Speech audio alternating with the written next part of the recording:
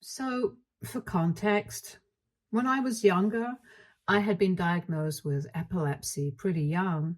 It was quite unfortunate because my parents were not really well equipped to deal with that sort of thing emotionally or mentally. And they started treating me like some sort of diseased child whom they could not deal with. I think I must have been around 6 years old when I first noticed how differently they treated my brother and me. My brother was 3 years older than me, and my parents treated him far better than they treated me, presumably because he was much easier to deal with as compared to me. And as if epilepsy was not enough on its own, the cherry on top was when I was diagnosed with dyslexia and severe ADHD at the age of 8. Needless to say, my parents kind of had their hands full with me. Now, it would be one thing if they were nice and kind people who are grateful to have a child and were up for the challenge, because I know that it cannot be easy being a parent to a special needs child. But they were the ones who had decided to have a baby. They should have been prepared for what comes with it. I guess they had just assumed that since my brother had turned out perfectly healthy and fine, I would be absolutely healthy as well, and did not see this coming. And now, since I had been born already, they had no choice but to deal with me. They made sure that I felt that way as well, like they were tolerating me, and it was not nice. I did not have a very fun and normal childhood like most people, not just because of my illness, but also because of my parents. In fact, I would like to say that most of my childhood misery was caused to me by my parents, not my illnesses. That was a very small part of it, but the way they responded to it and treated me, that's what really made me upset. They always treated me like a pariah in my own family, and I never felt included, and they made sure to make me feel like an unwanted burden on the family. They would walk on eggshells around me, and it was like every time I would walk into a room, they would stop talking instantly, and all their life would be sucked out of that room just because I had arrived. And this is how they would treat me when I was literally under 10 years of age. So it only got worse with time, and my mental health was pretty fragile. I just could not take it. So I started misbehaving in my teen years, and I guess the adolescent hormones combined with the misery of growing up in a home where I always felt like I was not wanted, it just broke my heart. And I started acting out.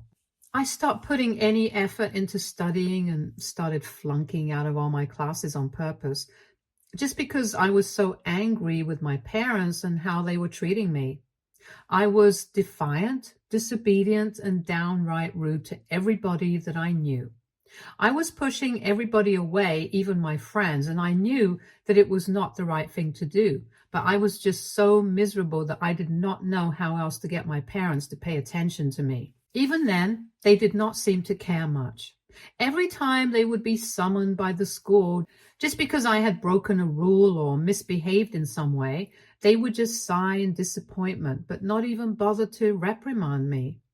It was incredibly frustrating, and I hated being with them. I would even throw temper tantrums in the house and try to get their attention that way. But then they would just ignore me altogether and talk among themselves, not even bothering to lower their voices so that I wouldn't be able to hear them. They would say things like, I was having a fit again, and would keep rolling their eyes at me and telling me to be normal. That was the most that I could get out of them, and it was just really heartbreaking for me. But then, when I was 14, I broke a major rule in school, and I decided to go crazy and brought a pack of cigarettes to school and started smoking one right in the middle of class. And then, when my teacher demanded that I stop and told me to get out of class, I flipped him off. That was pretty much the last straw for me because I had already been quite a troublemaker at school before that. But I had always been off the hook because my parents would tell everyone that I was not a normal kid and that I was not exactly right in the head. So they had to excuse my behavior. But after that, there was no going back. I got expelled, and that was the one time that my parents were actually furious with me. They really tore into me that day and said a lot of things that I don't think I will ever be able to forget or forgive. It wasn't things that I did not know already, but it just hurt to hear them actually say it out loud. They told me that they regretted ever having me, and had they known that I would turn out to be such a psychotic little kid, they never would have gone on with the pregnancy and would have terminated it as soon as they found out. They called me a burden on the family and said that they were better off when they had just one son. So now they were going to make sure that I left the family and never came back again. I was grounded for 1 week, and for that 1 week, they literally locked me in my room. They did not allow me to come out for anything, apart from bathroom breaks, and even my meals were sent up to me in my room. I was not allowed to go anywhere or speak to anybody, and I was absolutely miserable. I kind of felt like a prisoner in solitary confinement, except that this was much worse because it was my own parents that were doing it to me. And I don't think I had committed a crime as such. I had just been acting out, and I think that was kind of on them because they had never given the kind of attention that I wanted, or rather needed, because I was a child and they should have been good parents to me. They were the ones who screwed up, and I'm ready to admit that I was not the easiest to deal with all my illnesses, but they should have considered that. They should have thought things through before they decided to have a baby. Anyway, after 1 week of being treated like that, I finally found out what they had meant when they said that I would never be allowed back into the family again. Out of the blue one day, my parents told me to get into the car with all my stuff. My brother and my mom packed my things for me while I waited in the car, and about an hour later, I was all packed and we were driving. It was a familiar route, and in a few minutes, I realized that we were heading to my grandmother's place, my dad's mom. So in my head, I thought that maybe they were going to let me live there for a couple of weeks to get my head on straight, because I knew that my grandma was a strict disciplinarian, but I also knew that she had a soft spot for me and treated me much better than my parents. I did not think it was going to be a punishment for me as such, but once I got there, I realized that this was not going to be a temporary arrangement.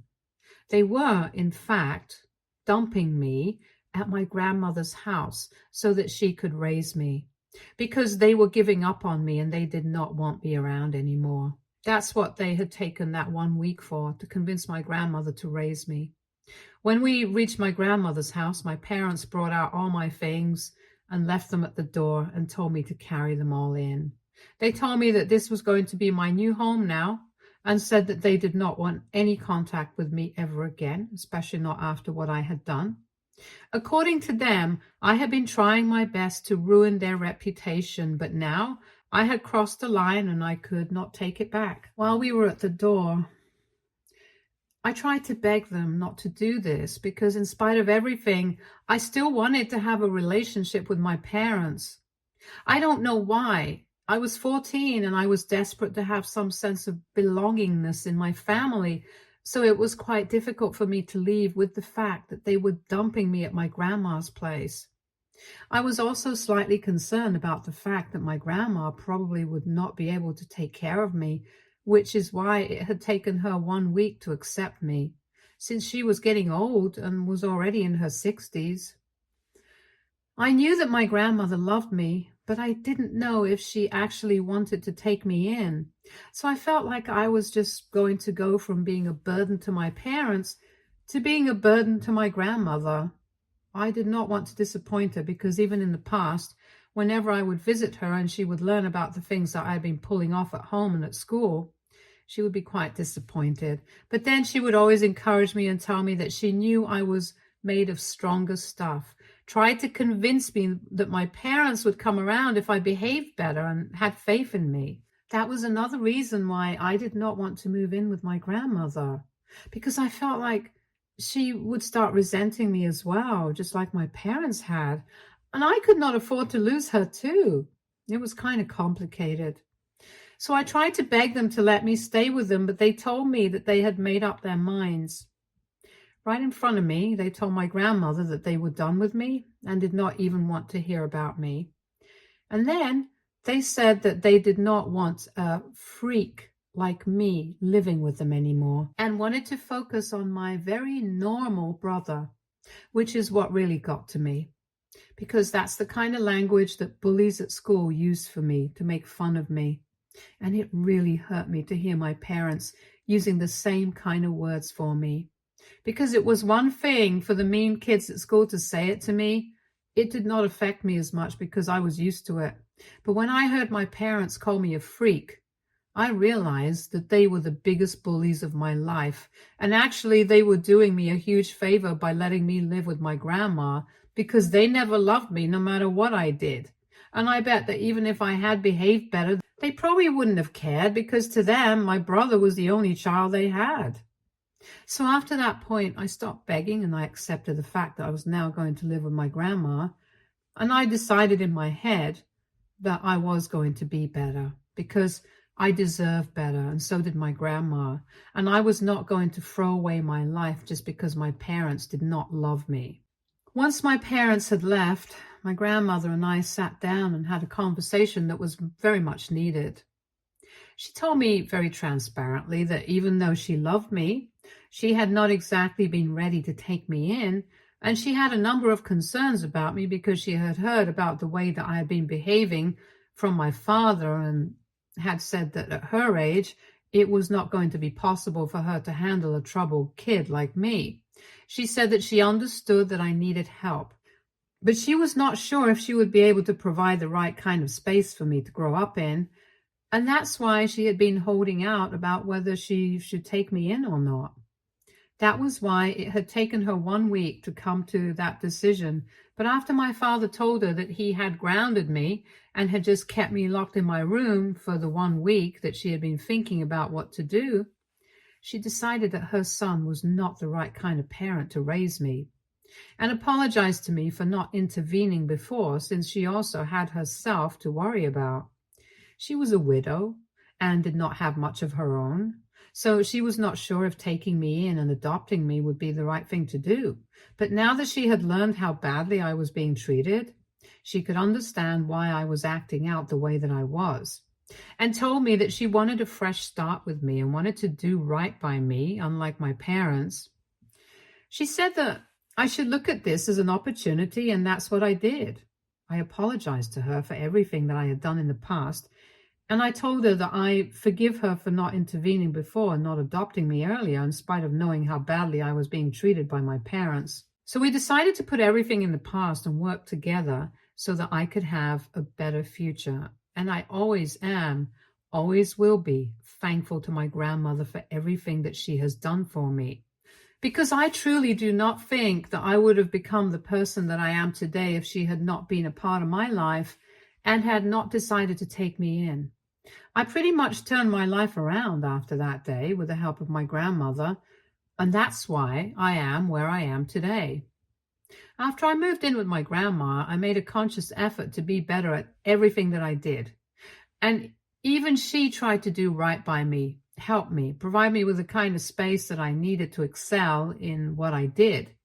She got the right tutors for me to help me with my academics, and even enrolled me in private school and made sure that everybody knew that I had needs to be catered to, so they would not treat me like every other student. But unlike my parents, she did not use it as an excuse, but used it as a reason to provide me with the help that I obviously needed. And it did help me, which is probably why I was able to graduate with a good score and go to college. Like any other kid, I was able to do everything that I wanted to, and for that, I only have my grandmother to thank. My parents continued to visit my grandmother occasionally, but they would never see me, and I could stay out of their way. Every time that my parents would visit, I would leave the house and only come back after I knew for a fact that they had left. They did not seem to care about this, and neither did I. That went on for a couple of years, but then my grandmother had a big fight with them about this and told them that they were horrible parents for not even attempting to talk to me, especially when I was doing better and they had a reason to talk to me and apologize for what they had done. They refused to even acknowledge that they had made a mistake while raising me and pretended like they were perfect parents. I was just a bad kid. They had called me a rotten apple and a freak, yet again, and my grandma lost it. So she told them never to come back, and they stuck to it. They were so egoistic that they just couldn't accept the fact that they were not good parents to me, and that's why I had turned out the way that I did when I was 14. But because of my grandma's guidance, I had improved. And yet they did not seem to be able to comprehend that. So after that, there was no talking to them anymore. For almost 10 years, my grandma and I did not talk to them and pretended like these people never existed for us. I achieved so much and hit so many milestones, but I never spoke to my parents, and neither did they ever reach out to me, even though I had social media and I had never blocked them. They could have reached out to me. They just chose not to.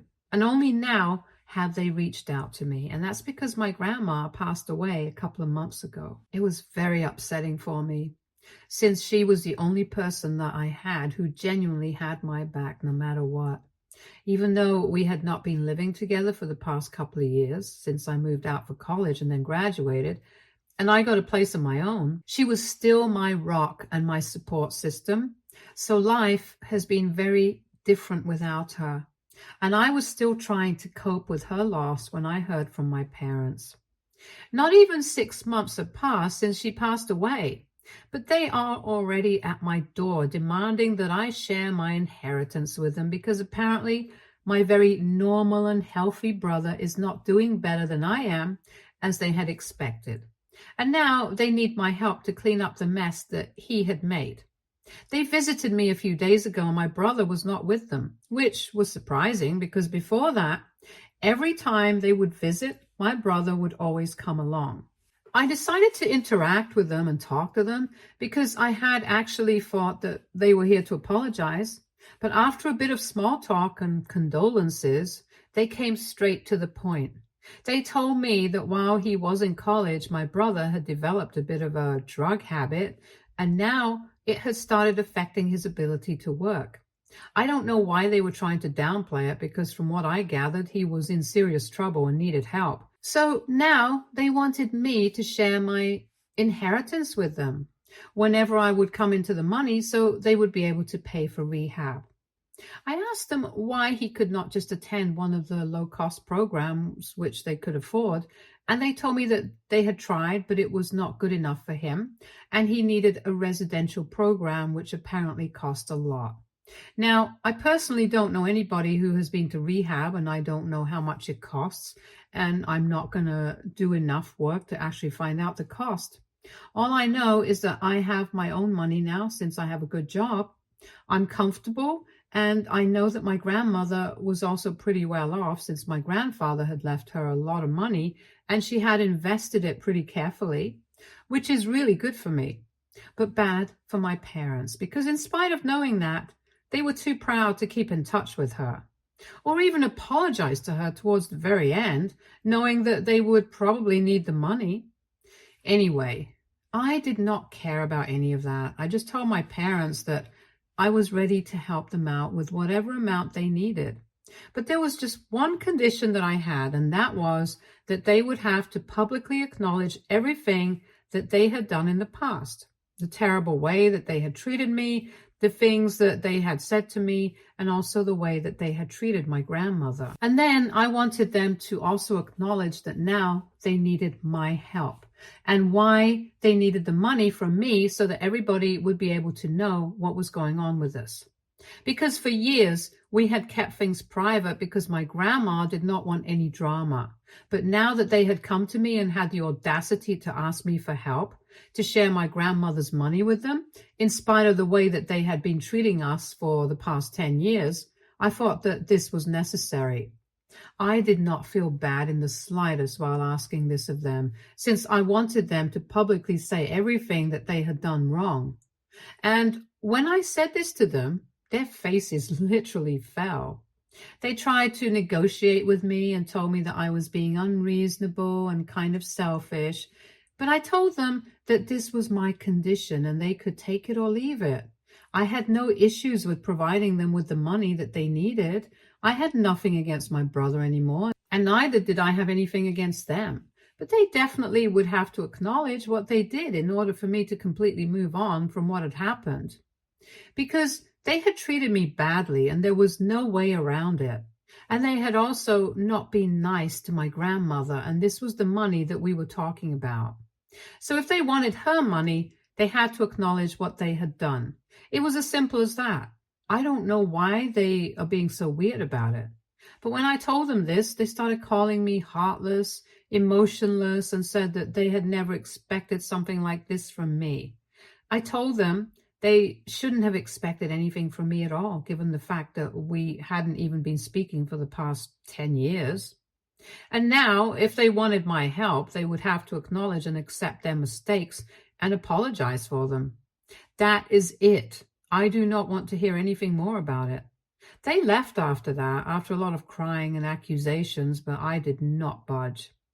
And now they are trying to change my mind, telling me that my brother is in a really bad condition and that he needs my help. But I don't understand why they expect me to just do things for them when I never expected them to do anything for me.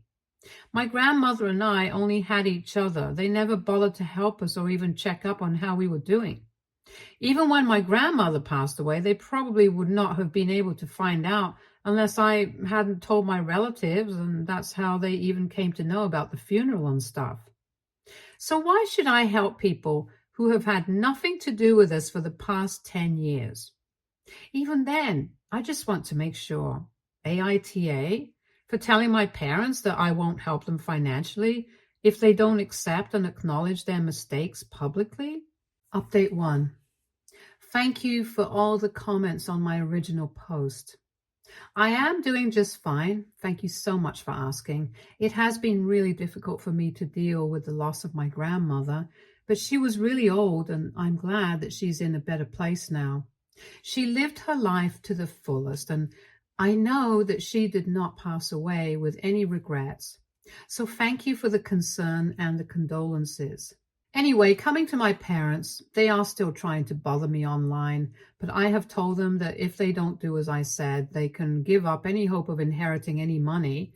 I know that my grandmother left everything to me in her will, and I am sure that my parents know about it as well, since the lawyer had sent out an email, and now all they can do is sit and wait.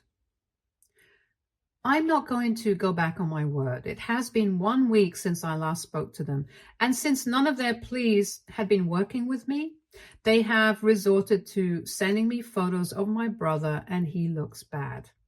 He is in a pathetic condition, and they keep sending me pictures of him, telling me that this is the guy who needs my help, and that I should really step up and do something for him. To that, I only have one thing to say. Where were they when I needed that kind of help? They abandoned me, and I was just lucky that my grandmother had my back. But otherwise, I don't know where I would have ended up. They did not care about me, and as much as I feel bad for my brother, I can't help them if they don't apologize for what they did. And it has to be public because I want everyone to know what kind of people they really are. If they can keep their egos aside just for this one thing, I guess I'll help them out. Because honestly, for me, it's about shattering their pride. It was their pride that made them do everything, and now, if they really want to help the child that they claim to love, they have to keep it aside. So now I just want to see what comes first for them, my brother or their pride. Update 2. 10 days have passed since I last spoke to my parents, and after a while, I had just stopped responding to their messages. So now they showed up at my place again. A couple of hours ago, they visited me again, but this time they brought my brother along with them, and it was bad. At the door itself, I told them that they could not do this, and if anything, their behavior was only damaging their chances of getting anything out of me. Because I was not comfortable with them doing this, not even to my brother, since I could only imagine how dehumanizing it was to be used as a puppet. I told them to get out, and for a while they refused to move and told me that if I wanted them to leave, I would have to promise them that I would help them as soon as I could. I told them that I would not be making any promises of the sort. And if they tried to mess with me, I would call the police on them, and that would not be too good for them given the condition of my brother. That scared them, and they left.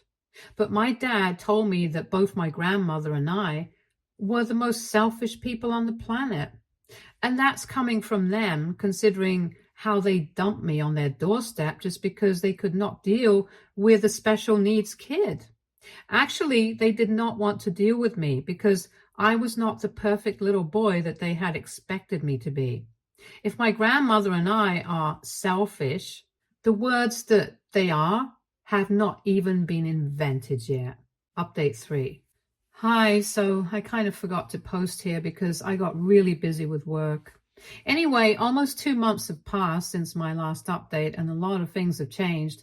For instance, my parents are blocked now and they have no way to contact me anymore because I have moved into a better apartment in a new neighborhood. So they don't have the address to that. And this time I have made it known to all my relatives that they are not supposed to give out my address to anybody, especially my parents. Because the last time somebody had decided that my parents deserved to know where I lived since their son was suffering and had given them my address, which is how they had to come to contact me. But this time I made sure that that was not going to happen. Anyway, after the last time that we spoke when my dad called me selfish, I decided to block them after that. Because honestly, I did not want this drama anymore. They had shown me that for them, their pride was always going to come first. It came above every single thing in their life, even the son that they claimed to actually love. I can accept that they never loved me and never wanted me because of my dyslexia and ADHD and the plethora of problems that I had. But my brother was somebody who they had always claimed they loved and was perfect to them. So how they could not make one little sacrifice for him was beyond me. All they had to do was acknowledge that they had made a mistake. It would have been pretty easy to do as well, because even though we had tried our best to keep things private, most of our family was already aware of the bad blood between us. So it was not like they were going to acknowledge something that nobody had known. Even then, they did not want to apologize for the mistakes because in their heads, they had never done anything wrong and they were perfect. Well, they can keep their beliefs to themselves, and I'm going to keep my inheritance for myself. Fair enough. Stay tuned for more stories from our girl relationships.